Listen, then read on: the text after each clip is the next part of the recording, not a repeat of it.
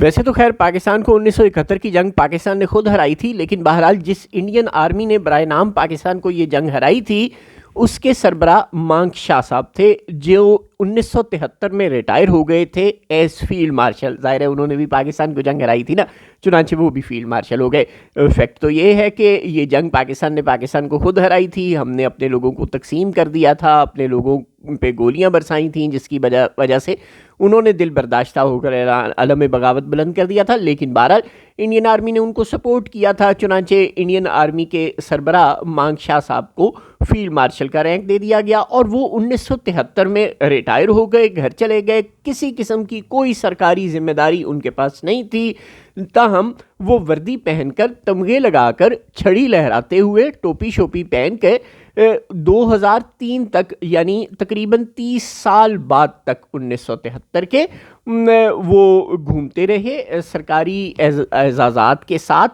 محفلوں میں جاتے تھے، چاہے کسی شادی کی تقریب میں جا رہے ہوں، چاہے کسی آفیشیل ڈنر میں جا رہے ہوں، وہ اپنے تمغے اور چھڑی اور وردی کے ساتھ گھوما پھرا کرتے تھے. کوئی 90 92 93 برس کی عمر میں وہ دنیا سے رخصت ہوئے 2003-4 میں غالباً. اس وقت تک وہ اپنی وردی شردی لگا کر گھومتے پھرتے رہے دنیا کو یہ بتانے کے لیے کہ میں فیلڈ مارشل ہوں، کوئی مذاق نہیں. بہرحال اب ہمارے یہاں بھی اسی ماڈل کو کاپی کیا گیا ہے. آپ کو پتہ ہے کنٹرول سی کنٹرول وی میں تو پاکستان بالکل ایک ماہر قوم ہے.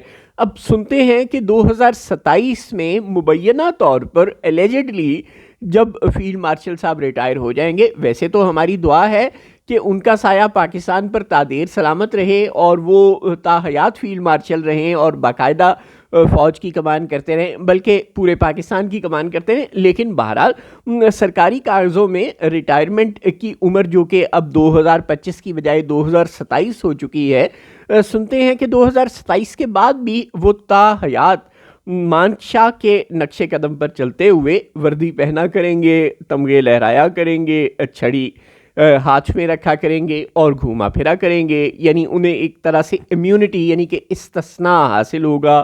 کوئی کیس ان کے خلاف نہیں ہو سکے گا، کوئی اینٹی ڈیموکریٹک اور یہ اس طرح کی باتیں جو پرویز مشرف کو ناحق سہنی پڑیں، یا ایسی کوئی انہیں نہیں سہنی پڑے گی وغیرہ وغیرہ. لیکن کیا بات یہیں تک رہے گی کہ اس سے آگے جائے گی، جو کہ 27ویں آئینی ترمیم کی وضاحت کرتے ہوئے عزت مآب جناب پاکستان کے ماہر ترین آئین ساز اپنے تارڑ صاحب، وڈے تارڑ صاحب نے جو فرمایا ہے کہ ان کے پاس اگر سرکار چاہے گی، حکومت پاکستان چاہے گی، بندہ پوچھے اڈی تاڑی مجال ہے کہ اگر حکومت پاکستان چاہے گی تو ان کو کوئی منصب، کوئی ذمہ داری سونپ دے گی. اب وہ ذمہ داری کیا ہوگی؟ It makes a question mark. Azam Nazeer Tarar صاحب نے ایز آف دس مومنٹ اپنے اس ارشاد کی وضاحت نہیں کی کہ وہ ذمہ داری کیا ہوگی جو 2027 کے بعد انہیں دی جائے گی.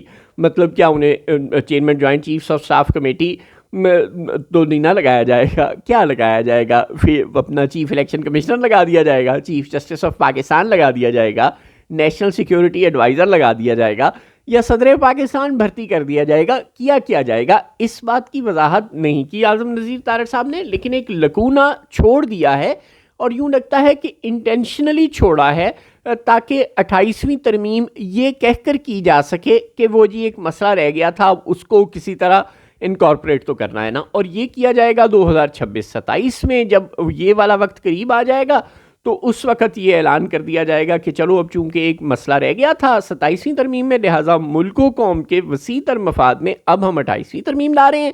اور اس میں پھر لکھ دیا جائے گا کہ فیلڈ مارشل کو الیکشن لڑنے کی اجازت ہے، اور وہ صدر مملکت کا عہدہ سنبھالنے کی بھی اجازت ہے انہیں، وہ وردی بھی پہنیں گے اور سرکاری اعزاز بھی رکھیں گے. ظاہر ہے یہ تو ٹائٹل ہوگا، آنر ہوگا، اور اس کے ساتھ وہ صدر پاکستان کے عہدے پر بھی براجمان ہو سکیں گے، یا پھر ہو سکتا ہے کہ چیف جسٹس آف پاکستان وہ ہو سکیں. ظاہر ہے ان سے بڑا منصف کوئی نہیں، یا وہ چیف الیکشن کمشنر بن سکیں. آپ کو پتہ ہے ان کے پاس اب تک ابھی ماشاءاللہ ایک الیکشن بھگتانے کا تجربہ تو ہے، تو اس کے علاوہ بھی بہت کچھ ہو سکتا ہے. لیکن وہ کیا ہوگا اگر اعظم نذیر تارڑ صاحب اس کی بھی وضاحت کر دیں تو بڑا ممنون ہوں گے ہم سب.